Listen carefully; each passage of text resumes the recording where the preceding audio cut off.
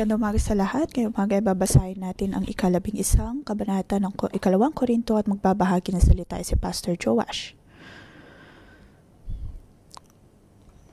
Ngayong umaga, bibigyan po natin ito ng pamagat na dapat nating makita ang puso ng isang apostol.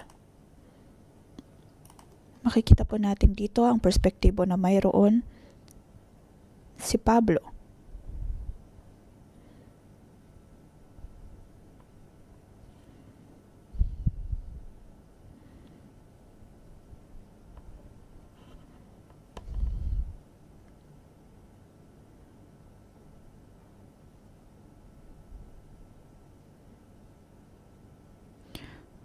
Para sa mga taga-Korinto noon, napakahirap para sa kanila na tignang mabuti kung sino ang tunay na apostol sa hindi. Ito ay dahil mas tinitignan nila kung ano ang kanilang kakayahan, ang kagalingan sa pagsasalita. Imbes na tignan kung sila nga ba ay nangungusap ayon sa katotohanan.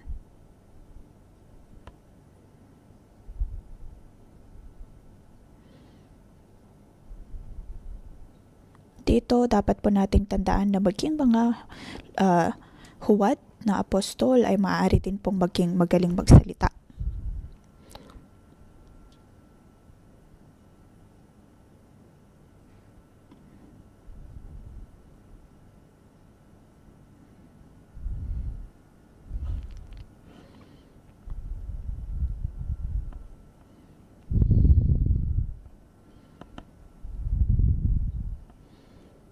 Ngayon, sa panahon po natin ngayon, katulad ng sinasabi ni Pablo, kung titignan po lamang natin ang mga bagay na ito, ayon sa kanilang kakayahan, tayo din po ay mahihirapan. Ngayon, tanungin po natin ang sarili kung tayo po ba ay mayroong puso ng isang tunay na apostol.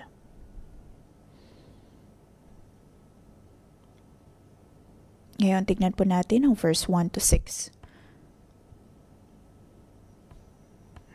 Para sa tunay na apostol, nais niyang panghawakan ang nararapat niyang pagkakatawag. Verse 1, ipagpamuman ninyo ang aking kaunting kahangalan. Ito ay buong galang na pagsasabi o pakikipag-usap ni Pablo.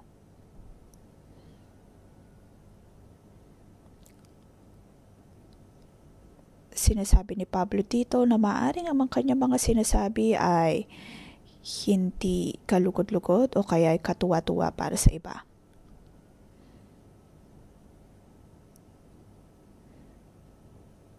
At makikita po natin dito ang puso ni Pablo, ang kababaang loob ni Pablo.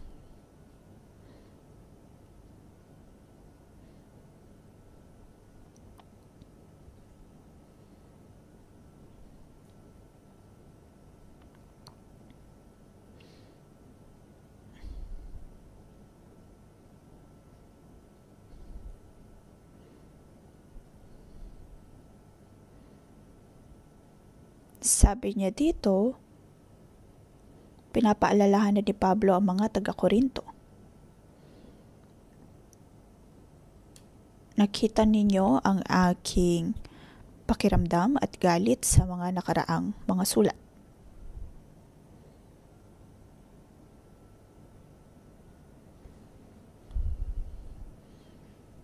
Dahil ang nais ko ay ang ipresenta kayo sa Diyos tulad ng isang birhen. Ngunit ang inyong mga puso ay naligaw. Kaya naman sabi niya dito, nag-aalala akong baka malaso ng inyong isipan at mailayo kayo sa tapat na pananampalataya kay Kristo tulad ni Eva na nalinlang ng ahas.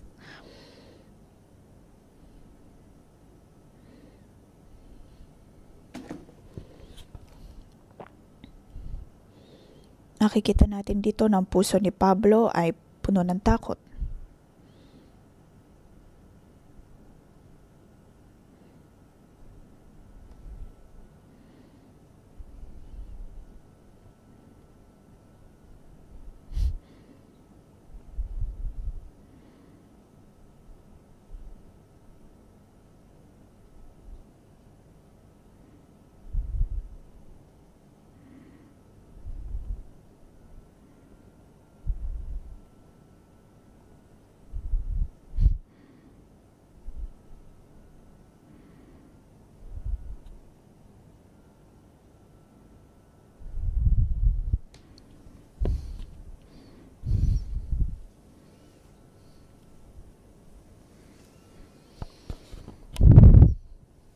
dito makikita natin ang sinasabi ni Pablo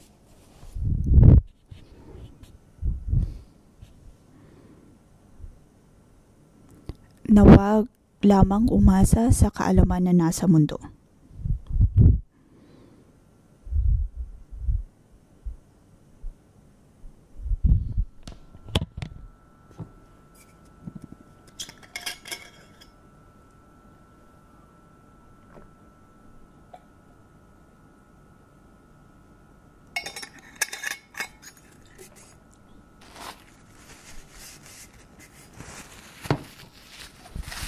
Makikita po natin dito ang puso ni Pablo, ang tunay na apostol,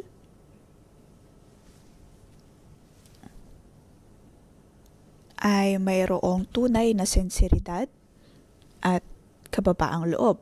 Samantalang mga huwad na apostol ay laging ipinagyayabang ang kanilang kaalaman. At ang nais lamang ay tumanggap ng benepisyo sa kanilang mga buhay.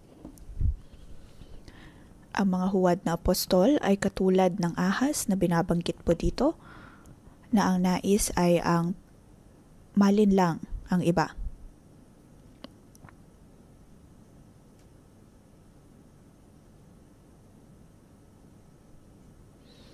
Verse 4, pagkat malugod ninyo tinatanggap ang sinumang dumarating at may Jesus na pinapangaral na iba sa pinangaral namin, tinatanggap ninyo ang espiritu at aral na iba sinuturo namin sa inyo. Dito sinasabi ni Pablo na mabilis na malinlang o kaya mabilis na tumanggap ng ibang pagtuturo ang mga taga-Korinto.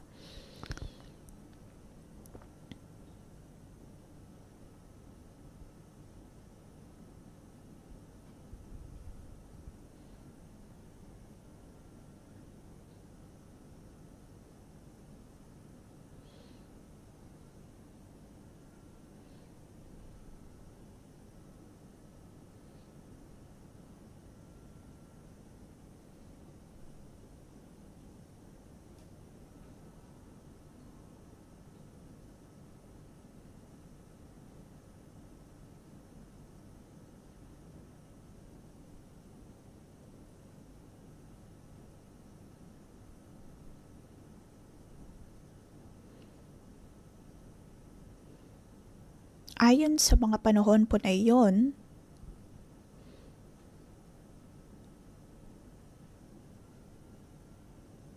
may mga ibang taong nais na mangaral.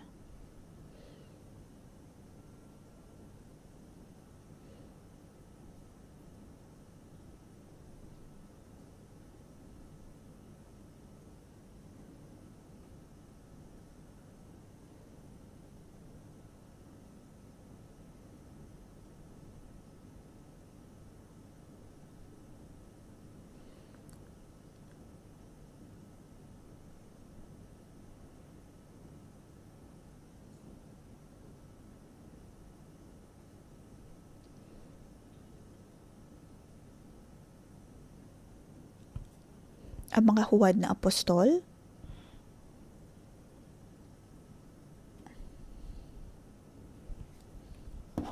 ay laging nagtuturo na maaring hindi talaga buhay si Kristo. May ganitong pag-iisip. At may ilang mga katuruan noong araw na gawin lamang ang nais nila ayon sa kalamnan.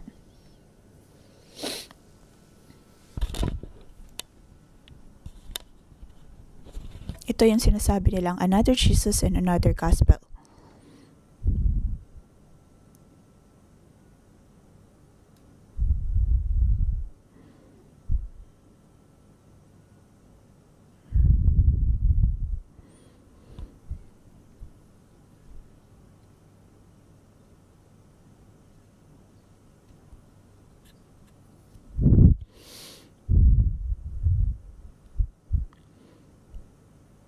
At mayroon din namang iba noong araw na ang gusto ay ang maging katulad ng mga huwad na apostol na ito na mayroong mataas na estado o kaya ay mataas ang pagtingin ng iba sa kanila. Ngunit nawawala naman doon ang sinseridad at kadalisayan. Kaya dito ay sinasabihan ni Pablo ang mga taga-Korinto na huwag mawala ang sinseridad at kadalisayan na mayroon sila bilang iglesia.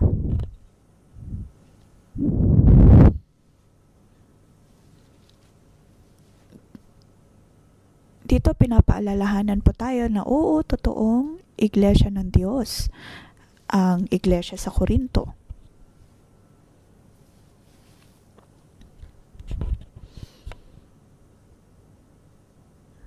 Ngunit maging ang isang makadiyos na iglesia ay maaari din pong mawala ang tunay na sinseridad at kadalisayan sa kanila, lalo na kung mabilis silang mauto ng mga huwad na apostol.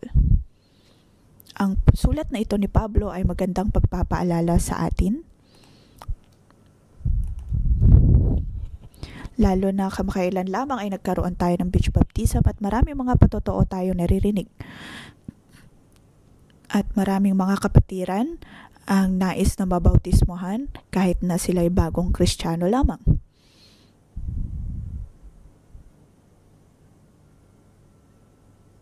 At maging sa araw ng pagbabautismo ay nakarinig sila ng madaming mga patotoo. May mga tao na nagpapasalamat na sila'y naligtas ng Diyos, ang kanilang pamilya ay naligtas, ang kanilang buhay ay nabago, ang buhay ng kanilang pamilya ay nabago. At sa bautismo na iyon ay nakita po natin ang maraming bunga ng Ebanghelyo.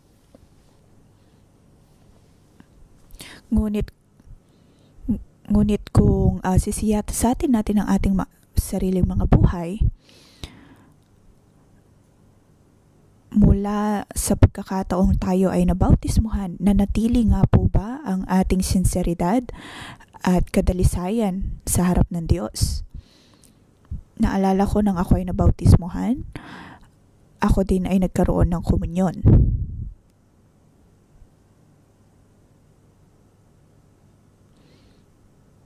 Naalala ko sa unang taon ng aking pagdalo sa iglesia ay hindi po ako tumatanggap ng komunyon.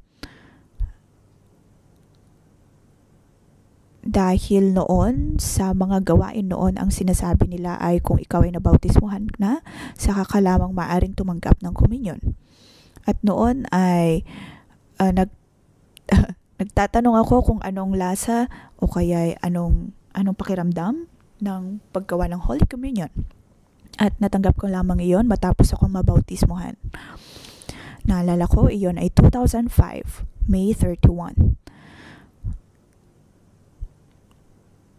At yun ang unang araw nang dumalo ako sa isang gawain na ako'y nakatanggap ng Holy Communion. At sa pagtanggap ng iyon, ako ay lumuluha. Ako ay labis na nagpapasalamat. Ako ay naantig. Ramdam ko ang pagliligtas na natanggap ko mula kay Kristo.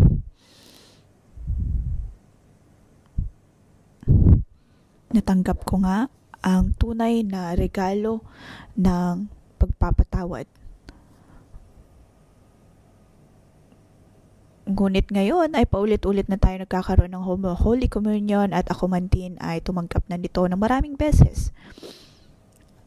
At ang katanungan ay kung ang puso ko nga ba, ang pagkaantig ko nga ba ay pareho pa rin tulad ng dati.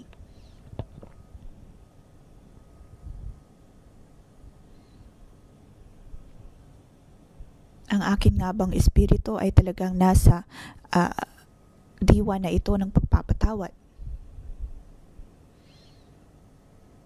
O hindi na ako kasing dalisay at kasing tapat tulad ng dati?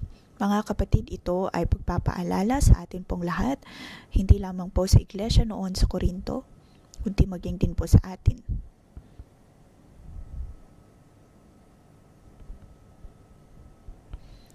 Na panghawakan ang katapatan at dalisay na pananampalatayang mayroon po tayo. Maging tulad ng isang malinis na dalagang makikipagtipan kay Kristo.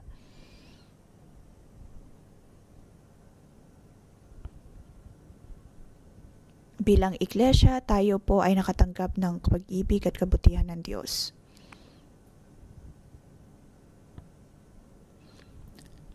Ang katapatan at kadalisayan na ito ay pagpapaalala din sa ating mga Bible School student.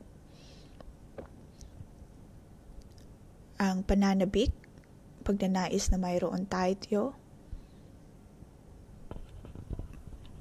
estudyante man o kaya mga lingkod ng Diyos, naway manatili pa rin ang ating katapatan at kadalisayan. Sunod ay verse 7 hanggang 15. Ang tunay na apostol. Pinipili na ibaba ang kanilang sarili at maglingkod ng may pag-ibig.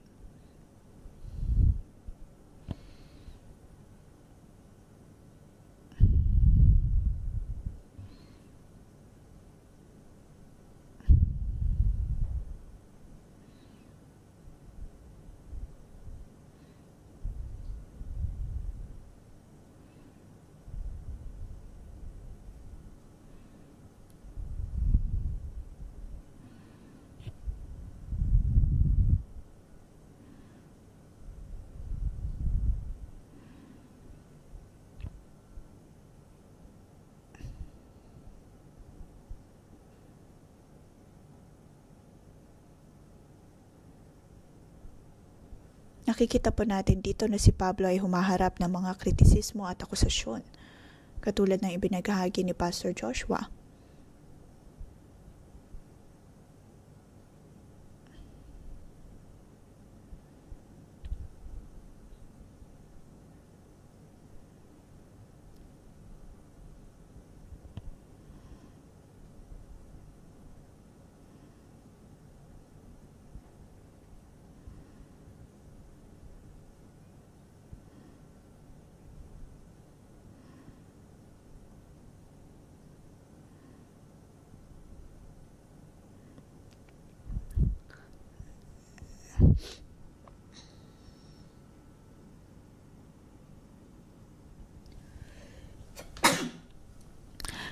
Dito ay sinasabi ni Pablo na kanyang itinatag ang iglesia doon. At sa pagtatag niyon ay wala siyang nakuhang anumang benepisyo sa paggawa nun.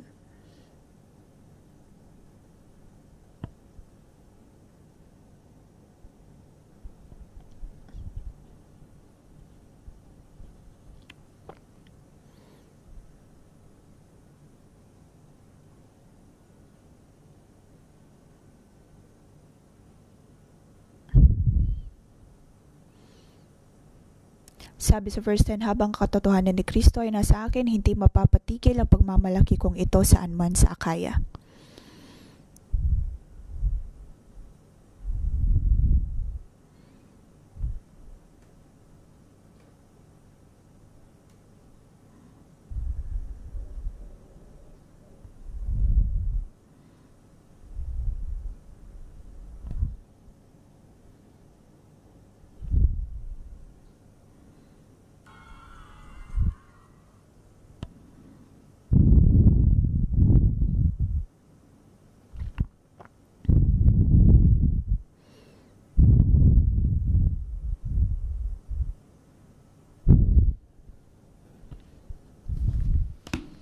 Makikita natin ang pag-ibig ni Pablo sa mga taga-Korinto at maging sa Akaya.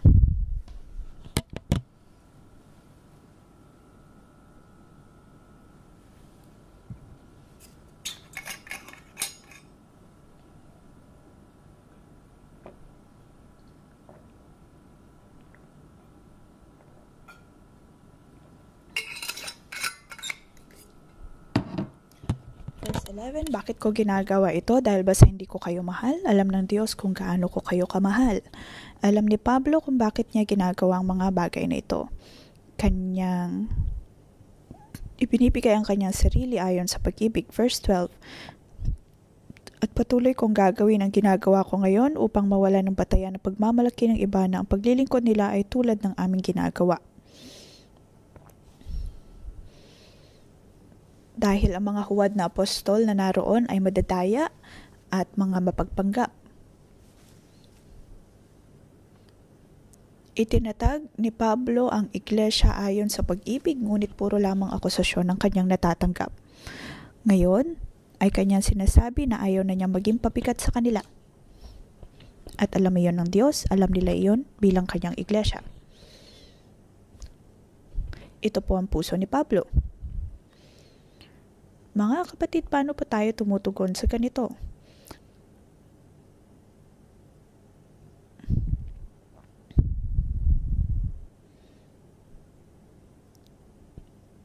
Kung ilalagay ko ang aking sarili sa sitwasyong ito, maaaring ako ay mahirap pagkatapos ako ay nagtatag ng isang iglesia.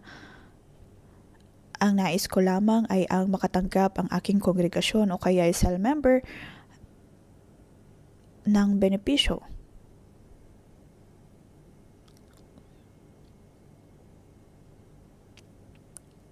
Ang nais ko ay ang magtagumpay sila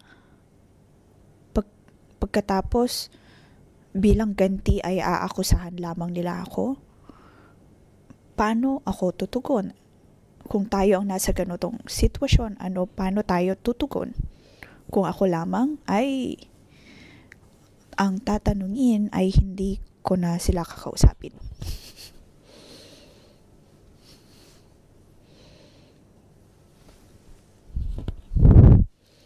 Maaaring sa panahon ni Pablo, siya ay sumusulat ng mga liham. Sa panahon natin ngayon, maaaring mag-send tayo ng WhatsApp message. Ngunit makikita natin dito ang puso ni Pablo na hindi siya sumuko, siya ay nagpatuloy.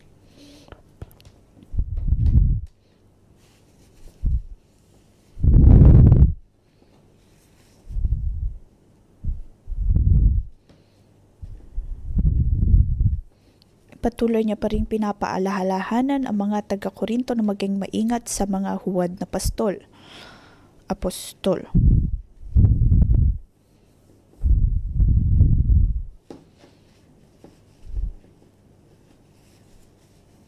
At naroon pa rin ang pananampalataya ni Pablo na ang Diyos ay nakatingin pa rin at siyang nakasubaybay sa sitwasyon na iyon.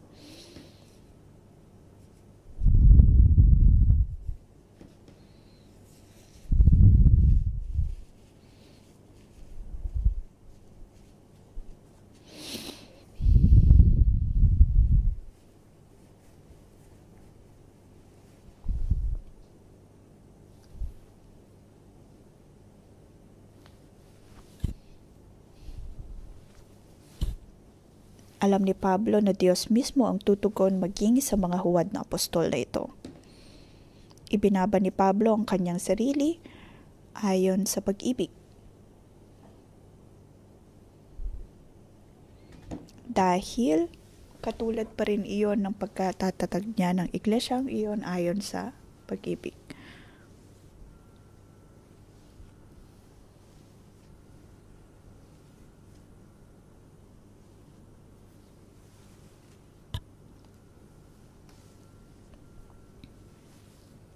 Ito po ang tunay na puso ng isang tunay na apostol. Ito ay nagpapaalala din po sa atin na magkaroon din ng ganitong puso. Bilang mga pastor, mga leader, magkaroon din po tayo ng tapat at dalisay na pag-ibig. May mga pagkakataon na kailangan lamang nating tulungan ang mga mahihina at hindi makipag-away sa kanila. Laging piliin ang pag-ibig. At tumugon ng may pagpapakumbaba. Alam ng Diyos ang lahat ng ating ginagawa. Alam ng Diyos ang pag-ibig na mayroon tayo. Alam ng Diyos ang lahat ng bagay na ito. Oras man o pera ay alam ng Diyos ang bawat sakripisyo na mayroon tayo.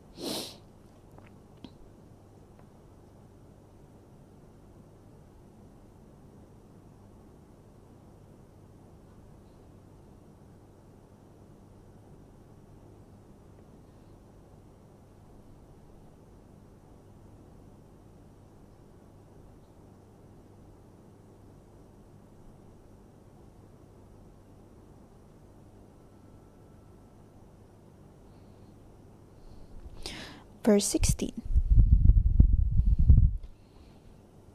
Inuulit ko, huwag isipin nino man na ako ay hangal, ngunit kung ganoon, ang akala ninyo tatanggapin ko na upang ako man ay makapagyabang ng kaunti.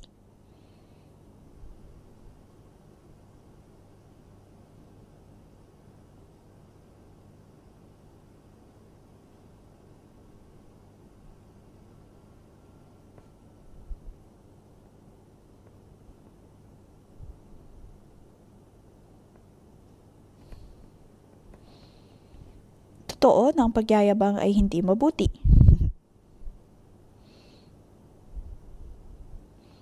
Ngunit ang tinutukoy ni Pablo dito ay pagyayabang ng may dahilan. Dahil ang kanyang mga ipinagyayabang o kaya pinagmamalaki ay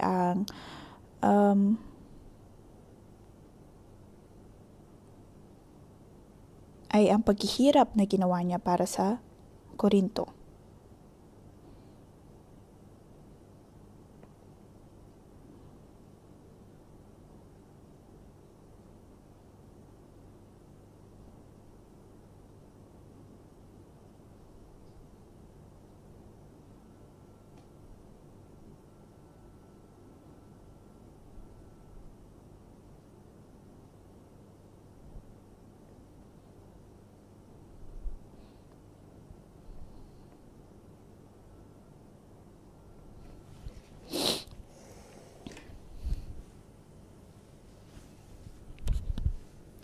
Sabi sa verse 20, pinapagtiisan ninyong kayo'y alipinin, sakmalin, pagsamantalahan, maliitin o sampalin.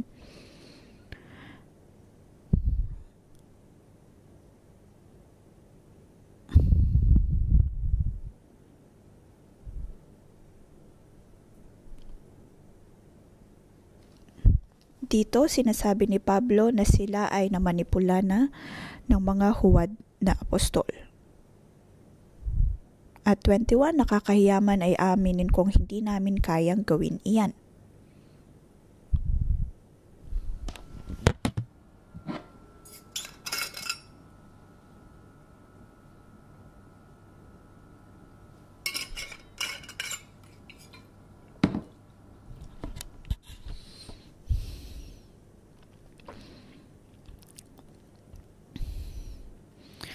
Verse 22, sila ba'y Hebreyo? Ako rin. Mga Israelita ba sila? Ako rin. Sila ba'y mula sa lahi ni Abraham? Ako rin. Sila ba'y mga lingkod ni Kristo?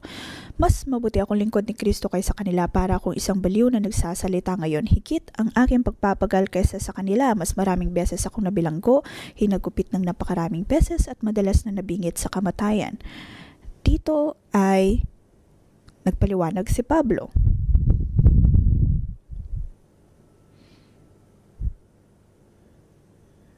Sinasabi nila na kilala nila si Kristo, ngunit ako man din ay kilala ko si Kristo dahil nakita ko mismo ang pagkilos ng Diyos, ang kanyang liwanag ay aking nakita. Maaari sana sabihin ito ni Pablo, at hindi rin siya lumaban ayon sa kagalingan sa pananalita o kaya ayon sa kagalingan kasanayan na mayroon siya. Ngunit ang kanya lamang sinasabi ay kung paanong siya man din ay nakaranas ng pagkabilanggo, pagpapalo at madalas na nasa bingit ng kamatayan.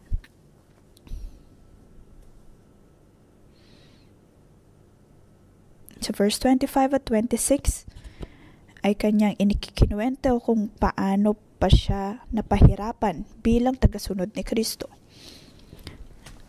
Di tulad ng mga huwad na apostol na ang kanilang pinagyayabang ay ang edukasyon na mayroon sila, kung gaano sila kagaling magsalita, kung ano ang mga kasanayan na mayroon sila. Ngunit dito makikita natin si Pablo na ang kanyang kinikwento, ang kanyang sinasabi ay kung paanong higit siyang napahirapan at napahiya ng ilang beses dahil sa pagsunod sa Diyos.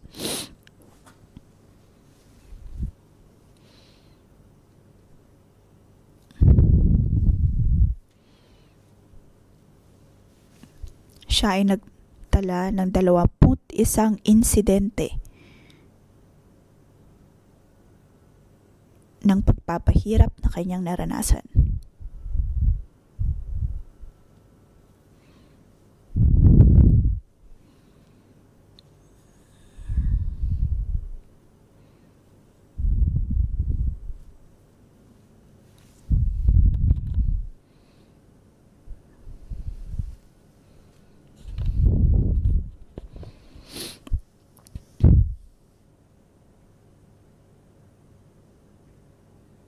Itinala ni Pablo dito kung paano siya ay napahirapan, pinagot,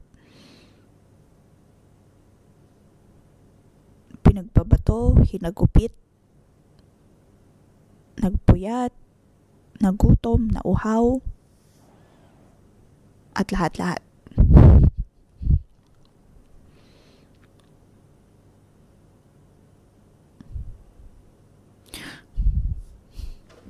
Makikita po natin dito mga kapatid kung ano man ang mga sinasabi ni Pablo at itinala ni Pablo.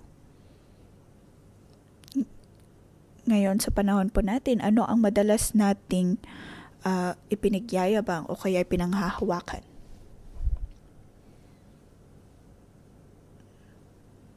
Dito pinapaalalahanan po tayo ni Pablo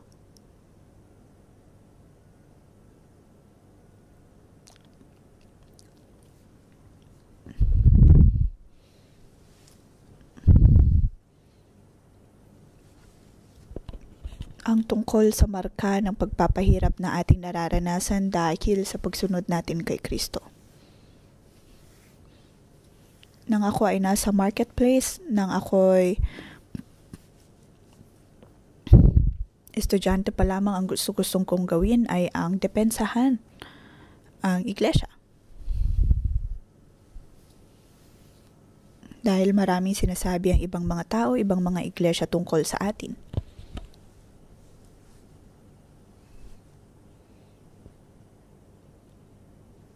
Pagkatapos, ang gusto-gusto nating gawin ay ang protektahan ng ating sarili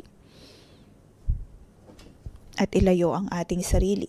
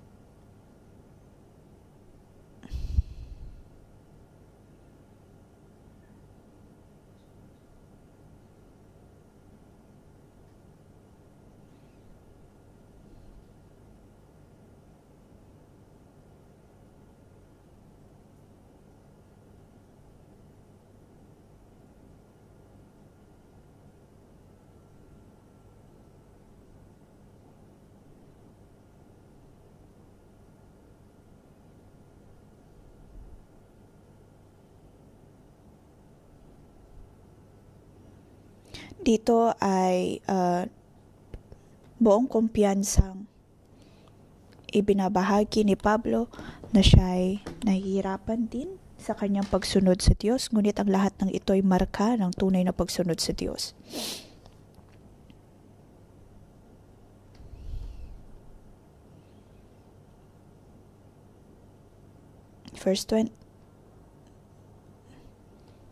Verse 29, kapag may nanghihina, nanghina rin ako, at kapag may nahuhulog sa pagkakasala, labis ko itong ikinagagalit.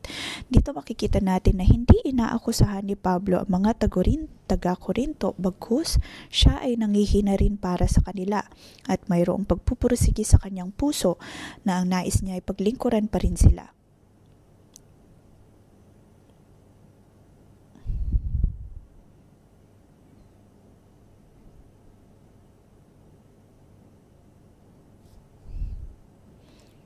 Mga kapatid, dapat po nating makita ang puso ng pagiging isang tunay na apostol.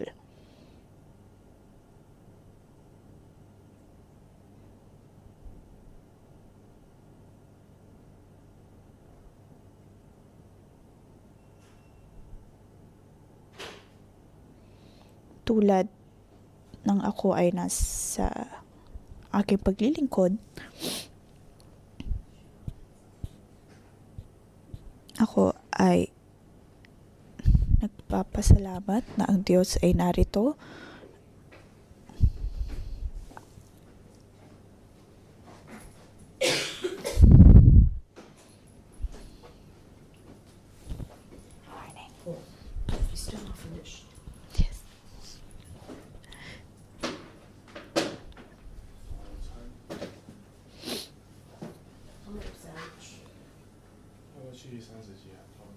aking pinagpapasalamat na sa aking pagsasabuhay ng mga pagtuturo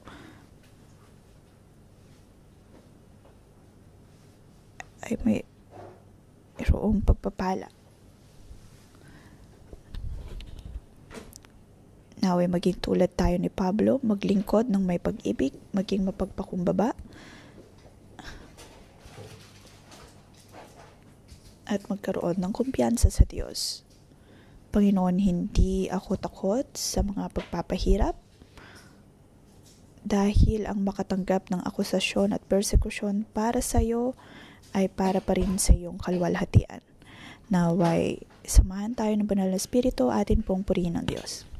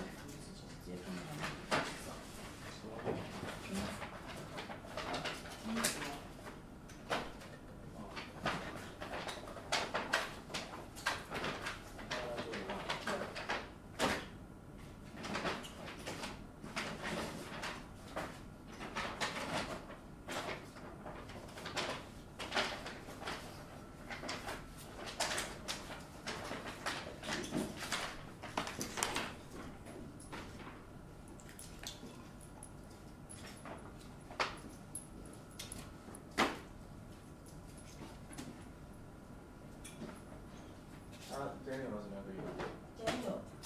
Daniel 就明天他的小组说给他们回来。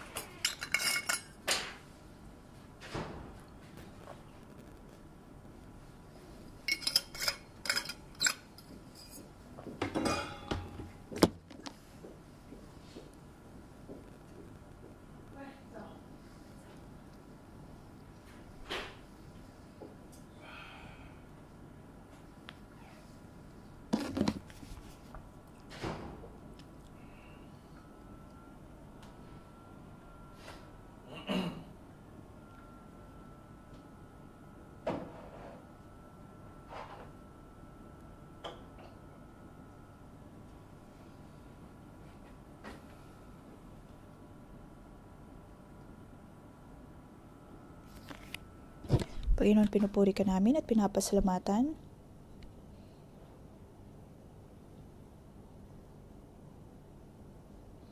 Maraming salamat sa iyong pagbibigay ng Ebanghelyo.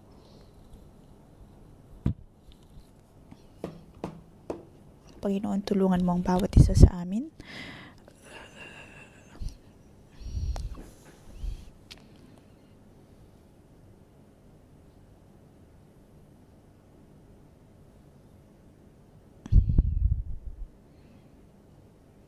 Ngayon mga kapatid, atin pong ipanalangin ang bawat isa na makapagpatuloy sa ating buhay Kristiyano.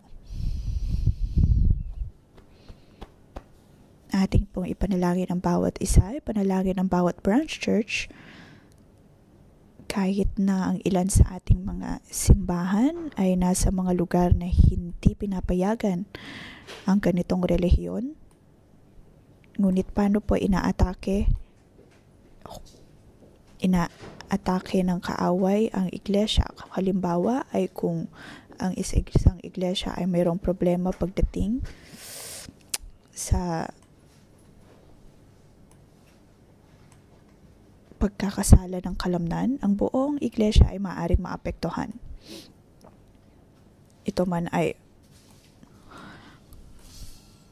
ang propeta man o kaya'y leader sa iglesyang iyon ay nagkaroon ng hindi maayos o nagkaroon ng kalaguyo, ito ay magkakaroon ng malaking epekto sa ibang iglesia at sa buong kapastoran. Atin pong ipanalangin ang bawat nating kapastoran, ang bawat iglesia na pakaingatan ng Diyos at mailayo sa kasalanan.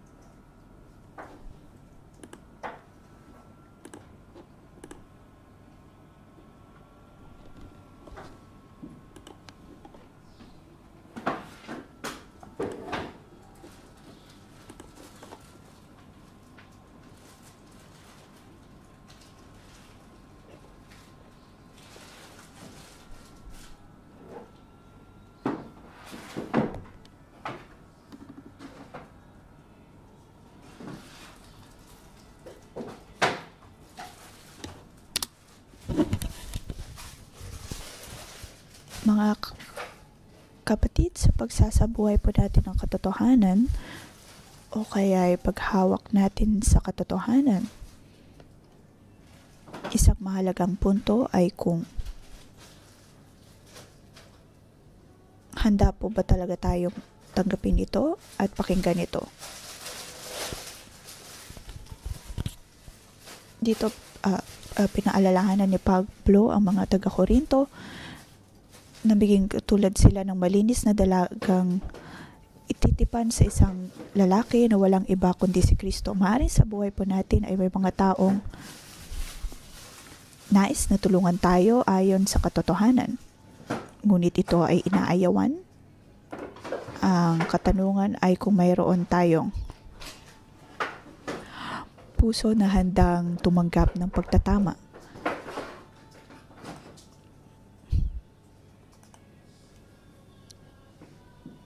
Ilagay po natin ang ating kamay sa ating mga puso na bigyan tayo ng Diyos ng mapagpakumbabang puso at tenga na handang makinig. Maaring may sinabi ang ating cell leader sa atin na masyadong mabigat, ngunit ayon naman sa katotohanan. Maaring masakit, ngunit naway tulungan tayo ng Diyos na magkaroon ng pusong bukas at handang makinig.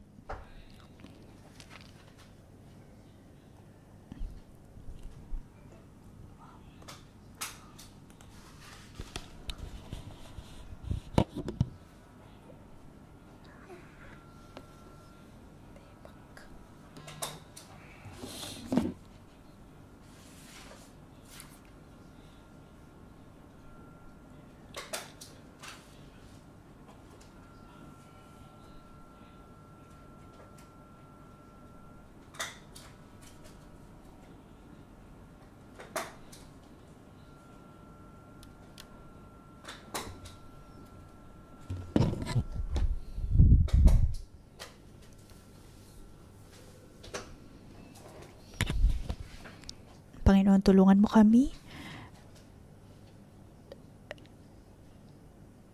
na makapakinig sa aming mga otoridad na iyong ibinigay para sa amin.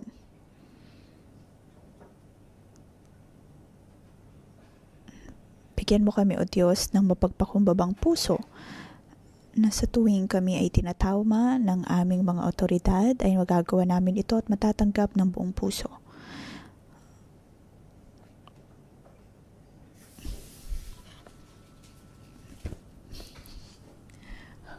Panginoon, pagpalain mo din ang aming mga tenga.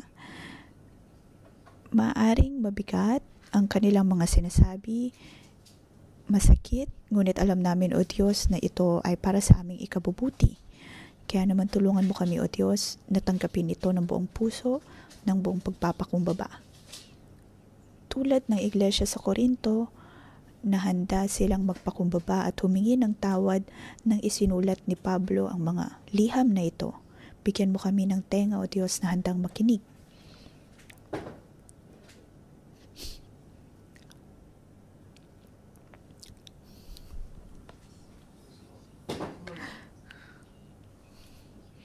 Ngayon, nais namin imbitahan ang mga cell leader at mga co-worker dito sa 611.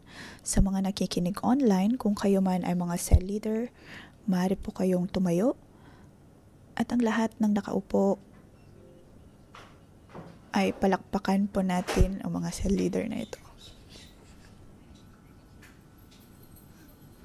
Ito ay bilang pasasalamat sa kanila kung paanong sila ay nagministeryo sa atin ng may pag-ibig.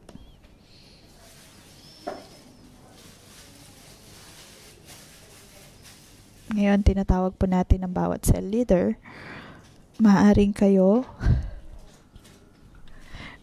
ay humaharap ng katulad ng hinaharap ni Pablo.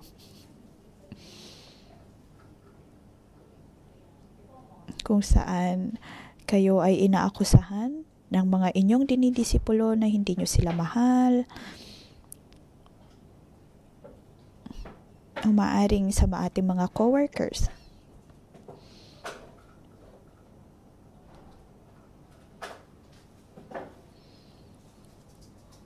Nais po nating palakpakan at ipanalangin ang ating mga cell leader.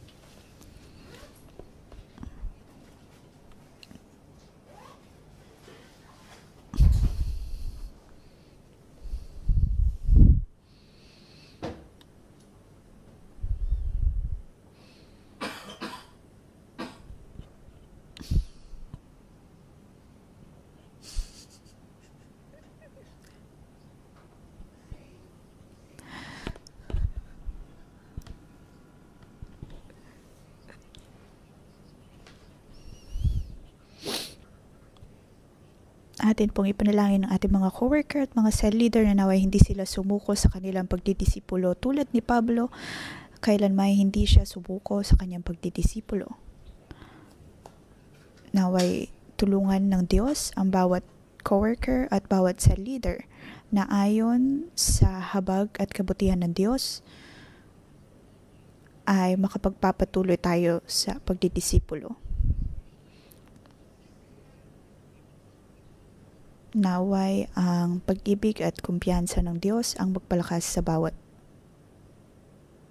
cell leader at coworker.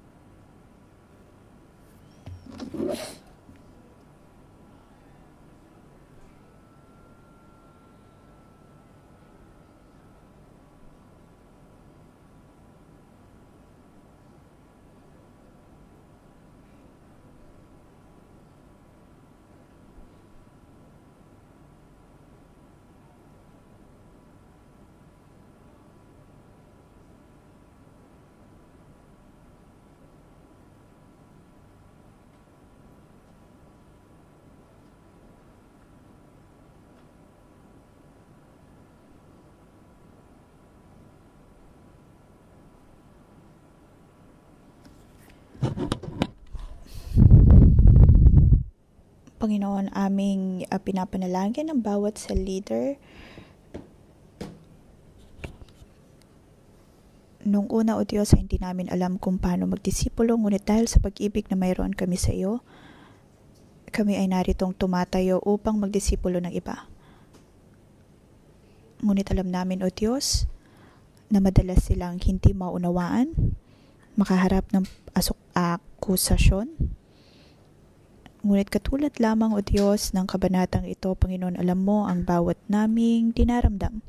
Alam mo ang pag-ibig na mayroon kami. Panginoon, naway palakasin mo ang bawat isa at bigyang aliw. Panginoon, aming pinapanalangin ng bawat coworker at bawat cell leader. Kami nagpapasalamat sa iyo, O Diyos, na kami ay mayroong mga pastor, may mga cell leader na nangangalaga sa amin. Madalas ay hindi namin maunawaan o kaya ay makita ang paghihirap na nararanasan nila. Ngunit naway palakasin mo sila, O Diyos.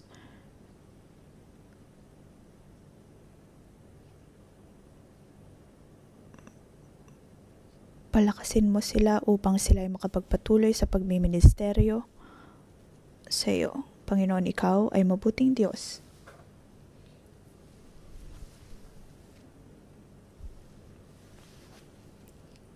sa bawat nahihirapang coworker at cell leader,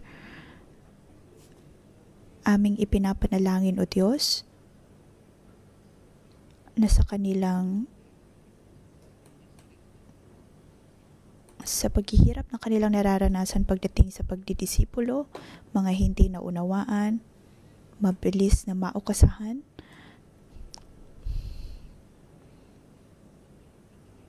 Panginoon, Ikaw ang magbigay hustisya sa kanila at ang iyong aliw, O Diyos, ang magbigay kagalakan sa kanila. Amin din pong ipinapanalangin ang bawat coworker at cell leader. Mga nakikinig online ay amin din pong ipinapanalangin ayon sa iyong pag-ibig. Naway hindi sila sumuko sa kanilang pagdidisipulo. Panginoon, alam namin na sa pagdidisipulo ito ay hindi madali. Ngunit kahit gaano pa man kahirap, O Diyos, maaring patuloy pa rin ang bilang na mayroon kami walang paglago. Ngunit Panginoon, naway tulungan mo kami at patuloy na palakasin. Upang ayon sa iyong habag at biyaya, kami ay maging patuloy na mapagpakumbaba, patuloy na sumunod, patuloy na hindi sumuko.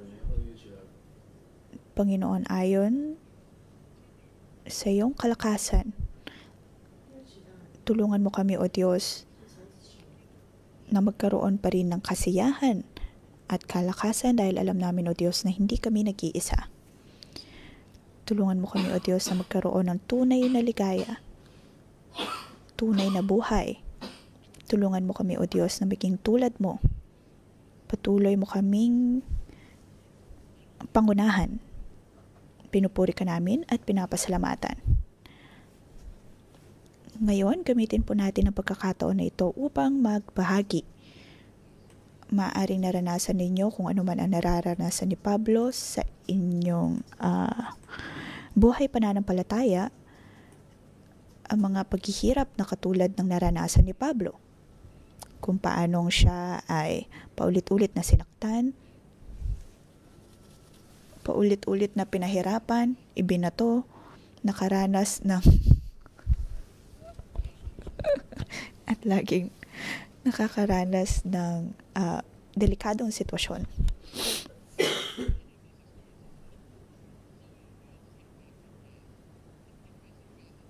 Ngayon tayo ay magpasalamat dahil hindi naman ganito kalala ang paghihirap na ating nararanasan.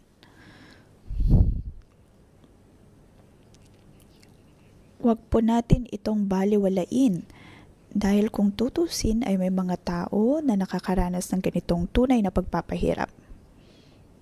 At ayon lamang sa habag at biyaya ng Diyos, kabutihan ng Diyos na hindi natin ito nararanasan. Ngayon, atin din pong ipanalangin si Pastor Joshua at Simo dahil maaring ang mga atake ay hindi po nakadirekta sa atin, ngunit madalas ay nakadirekta kina Pastor Joshua at Simo dahil sila man din ay mga tao din.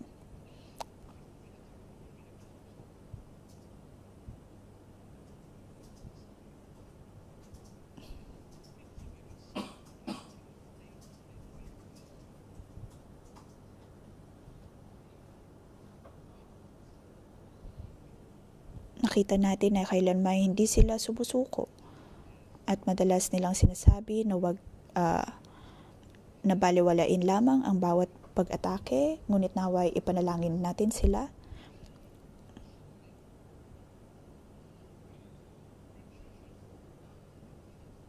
Sila ay nagpapastol hindi lamang po ng ating iglesia kundi maging ng iba pang mga sangay ng simbahan.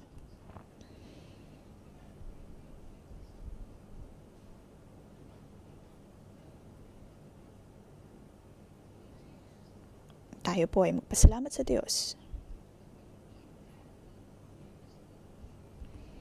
Naway katulad ni Pablo, naway mapagtagumpayan natin. Mapagtagumpayan ang bawat pagsubok.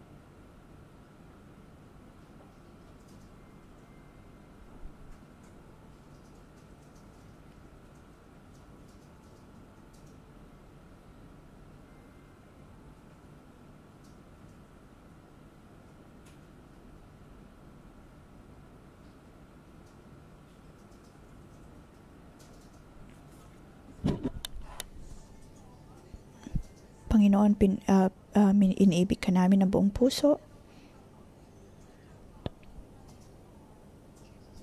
Panginoon, maraming salamat. Sa ngalan ng Panginoong Hesus, kayo ay aking pinagpapala. Ang bawat pagpapahirap,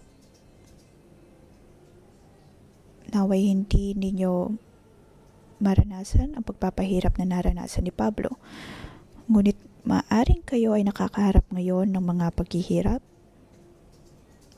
Ngunit kayo ay aking pinagpapala ng kalakasan, kapayapaan at kaligayahan na nagmumula kay Kristo. At gaano man kahirap ang inyong sitwasyon, ang inyong pag-asa pa rin ay na kay Kristo. Sa ngalan ng Panginoong Hesus, kayo ay aking pinagpapala. Ang bawat paghihirap na inyong hinaharap ay magiging marka ng karangalan at kaluwalhatian ng Diyos upang sa inyong pagbabahagi ng inyong buhay, ang kaluwalhatian ng Diyos pa rin ang siyang makikita. Kahit anumang estado ng buhay, kayo naroon, inyong maipapakita ang kaluwalhatian ng Diyos. Ang kaluwalhatian ng kanyang muling pagkabuhay. Kayo ay aking pinagpapala na ang kaligtasan, katagumpayan ng Diyos pa rin ang siyang mananahan sa inyong buhay. Inyong maipapakita ang liwanag na nagmumula sa Diyos. At kahit saan man kayo magpunta, naroon ang pagkakatulad kay Kristo. Sa ngalan ng Panginoong Hesus, kayo ay aking pinagpapala na maging katulad ni Pablo, na hindi lamang ang paghihirap ang nakikita, ngunit na ipapakita din ang kabutihan at liwanag ng Diyos. Ang makikita ng tao ay hindi kalungkutan, kawalan ng pag-asa, bagkus ay kanilang makikita na bawat aspeto ng inyong buhay, naroon ang kaligayahan, ang kabutihan at liwanag ng Diyos. Kayo ay aking pinagpapala.